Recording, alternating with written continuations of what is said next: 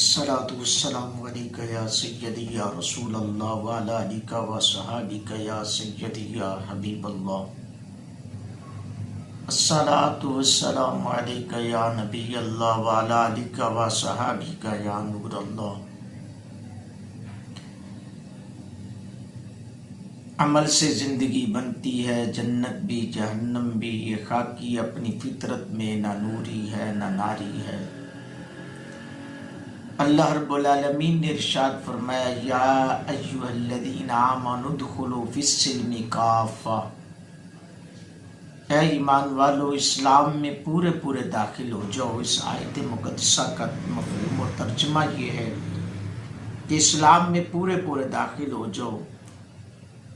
گرامی قدر، آج ہم اپنے ارد گرد دیکھیں، ہم کلمہ پڑھنے والے ہیں، مسلمان ہیں الحمدللہ، اور اللہ کا قرآن میں حکم ہے ان الدین عند اللہ الاسلام، کہ اللہ کے پسندیدہ اگر کوئی دین ہے تو وہ دین اسلام ہے.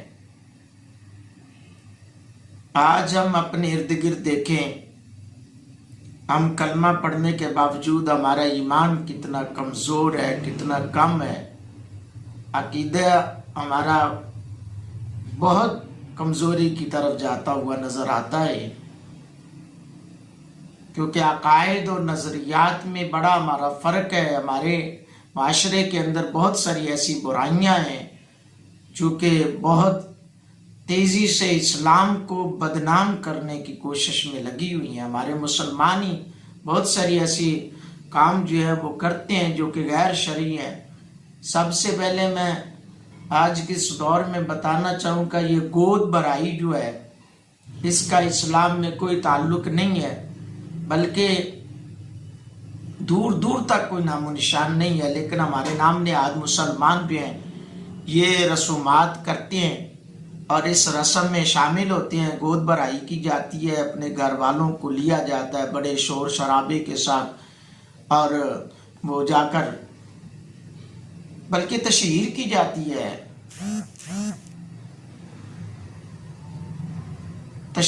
جاتی ہے کہ ہماری بیٹی کے گھر، ہماری بیٹی کے گھر جو ہے، یا ہماری بہن کے گھر جو ہے اولاد ہونے والی ہے، اور ہم اس خوشی کا اظہار کرنے کے لیے جا رہے ہیں. بھائی یہ جو رسمیں ہیں یہ اسلام میں نہیں ہے، اس کا کرنا جائز نہیں ہے، اس کا منانا جائز نہیں ہے، اس کا انعقاد کرنا جائز نہیں ہے. اور پھر اس کے ساتھ ہی شادی بیاہوں پر اور بے شمار قسم کے رسمیں ہیں. جی وہ کیا بتائیں، اللہ ماشاء اللہ، کہ عورت بچی جب گھر سے جدا ہو رہی ہے تو رخصتی ہو رہی ہے تو وہ چاول جو ہے بھائی لے کر کھڑے ہو جاتے ہیں جھولیاں بھر کے اپنی، تو وہ لڑکی جو ہوتی ہے وہ ایسے پیچھے پھینک رہی ہوتی ہے اور پیچھے بھی بھائی کھڑے ہیں وہ پکڑ رہے ہوتے ہیں. تو بھائی یہ اسلام میں نہیں ہے.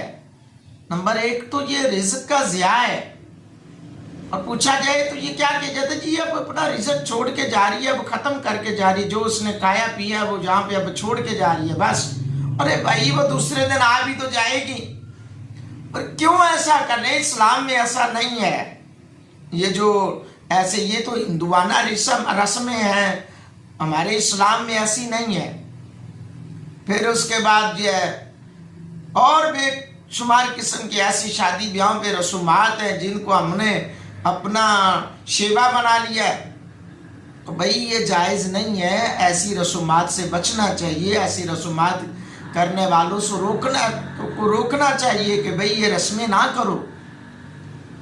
آپ کلمہ پڑھنے والے ہیں، مسلمان ہیں، ہماری اعمال تو ہمارے سامنے، ہم کرتے کیا ہیں، اور یہ ساتھ ہی ہم سکھوں اور ہندوؤں والی رسمیں، یہ ڈرامے دیکھ کرنا ہمارا معاشرہ یہ بگڑتا ہوا نظر آ رہا ہے. لہذا اس چیز کا بھی کوئی بھی اسلام میں تعلق نہیں ہے. آگے میں ایک اور بات کی طرف توجہ دلانا چاہوں گا کہ جی بچہ پیدا ہو جائے تو اس کے پاس جو ہے وہ لوہے کی چیز رکھی جاتی ہے. بعض لوگ دیہاتوں کے اندر تو وہ پہلے میں نے یہ دیکھا ہے کہ شریں کے پتے ان میں مرچیں، لال مرچیں لگا کر دروازے کے سامنے ٹانگ دی جاتی، اور پھر بعض لوگ گھڑے میں پانی بھر کے وہ بھی دروازے کے سامنے بھر کے رکھ دیتے. تو بھئی کیوں؟ اور لوہے کی چیز بھی ذائچہ کے پاس رکھا جانا اور رکھ دیا جاتا. لوہے کی کوئی بھی چیز ہے، چھری ہے یا کوئی بھی چیز ایسی، وہ رکھ دینی. تو ان کا بھی اسلام میں کوئی تعلق نہیں ہے. اگر پوچھا جائے کہ بھئی آپ نے یہ بچے کے پاس لوہے کی چھری یا چیز کیوں رکھی ہے، تو وہ کہتے ہیں جی یہ ہوائی چیزیں اثر نہیں کریں گی، ہوائی چیزوں کا اثر نہیں ہوگا، لہٰذا یہ بچہ محفوظ رہے گا، یہ بچہ ہوائی اثرات سے، جنات سے، موکلات سے محفوظ رہے گا، اس لیے ہم یہ ساری چیزیں رکھتے ہیں. تو بھائی دیکھو، قرآن پاک ہمارے پاس موجود ہے، قرآن پاک کی تلاوت کریں گھر میں. بھائی دیکھیں، اگر ایک عورت نفاس کی حالت میں ہے تو وہ نہیں پڑھ سکتی، باقی تو پڑھ سکتے ہیں نا. اور تو اور اتنی جاہلیت آج کے اس دور میں بھی موجود ہے کہ بچہ جننے والی ماں ہے، شوہر جو ہے اس کے ہاتھوں کا پانی پینا پسند نہیں کرتا، پانی نہیں پیے گا 7 مہینہ، بس 40 دن تک اس کی روٹی کپڑے الگ، کھانا پینا الگ.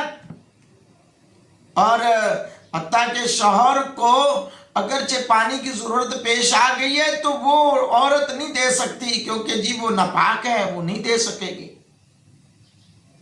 مجھے یہ بتائیں، یہ جو شوہر ہے یہ کتنی نمازیں پڑھتا ہے؟ یہ پاک صاف رہتا ہے؟ کئی کے دن تو اس نے غسل نہیں کرنا ہوتا، کئی کے دن اس نے غسل واجب ہو جاتا ہے، یہ غسل نہیں کرتا. اور یہاں پہ آ کے بڑی وہ احتیاط کی جا رہی ہے. ہمارے بڑے بوڑھے ان چیزوں کو بڑھا لیتے ہیں، جی لو جی اب اس کے بستر پہ نہیں بیٹھے گا اس کا میاں، اس کی چارپائی پہ نہیں بیٹھے گا، اب اس کے میاں جو ہیں وہ اس کے ہاتھوں کا پانی، کھانا نہیں کھائیں گے، کھانا کوئی اور بنا کے دے گا.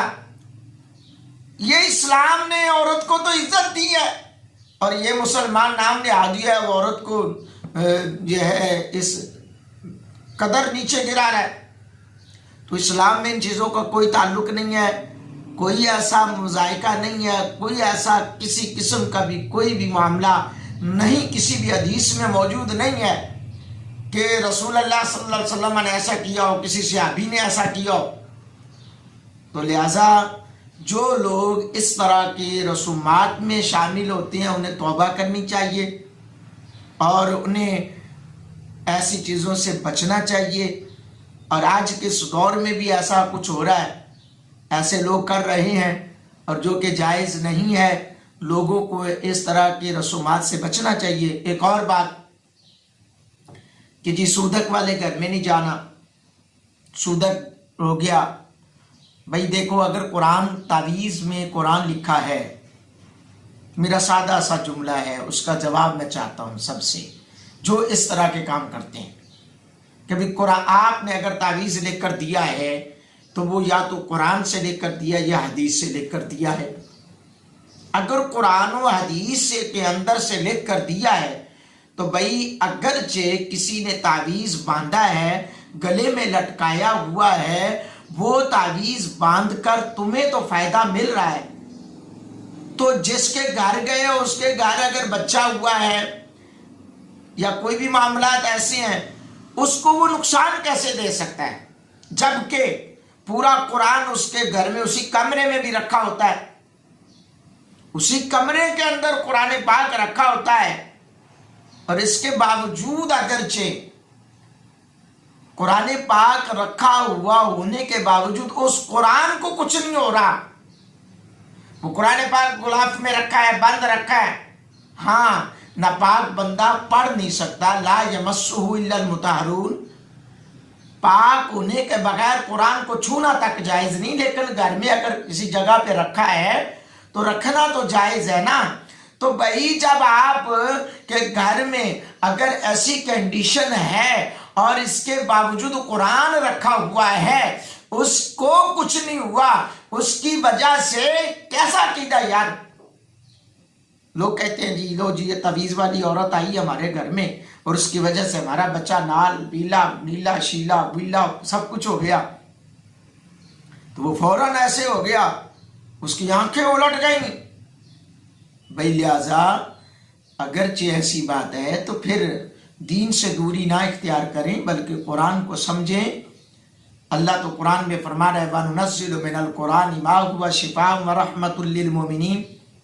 ہمارا ایک طرف یہ بھی عقیدہ ہے قرآن پاک جہاں رکھا ہوتا ہے وہاں رب کی رحمتیں ہوتی ہیں، رحمتوں کا نزول ہوتا ہے، اللہ کی رحمتیں وہاں پر برستی ہیں، تو پھر کہاں جائیں گے؟ ہمیں تو پھر غیر مسلم غیر لوگ پھر باتیں کریں گے نہیں کہ کیسے یہ مسلمان ہیں۔ ایک طرف یہ کہتے ہیں کہ قرآن پاک جہاں رکھا ہوتا ہے وہاں رب کی رحمتیں ہوتی ہیں، اور دوسری طرف ان کا عقیدہ دیکھ لیں، ان کے عقائد پڑھ کے دیکھ لیں۔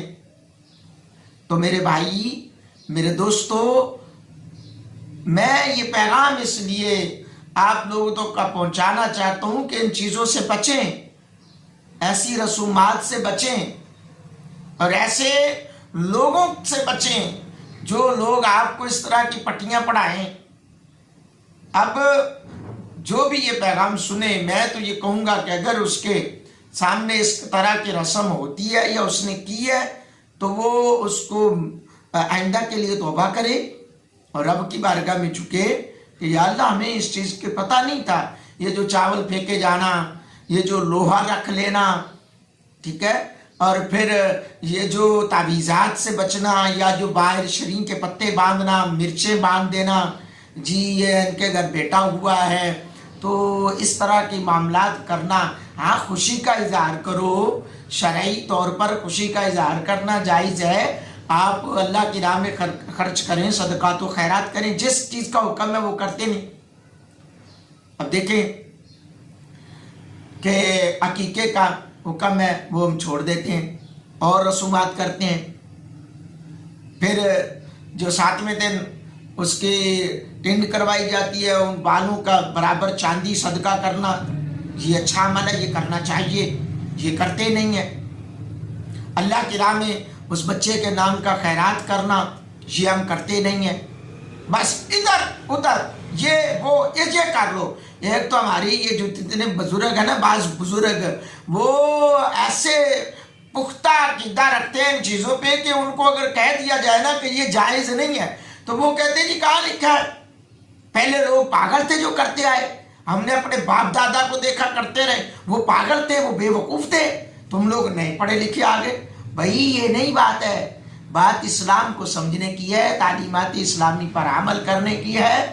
تو لہٰذا میں یہ پیغام دینا چاہوں گا ہر بندے کو، ہر دوست کو، جو بھی میرا یہ پیغام سن رہا ہے دیکھ رہا ہے، اس کو چاہیے کہ اپنی پوری ایمانداری سے یہ پیغام لوگوں تک پہنچائے تاکہ غلط رسمیں جو ہیں ان سے لوگ بچیں، غلط رسومات سے بچیں اور رسول اللہ صلی اللہ علیہ وسلم کے دین حنیف پر چل سکیں۔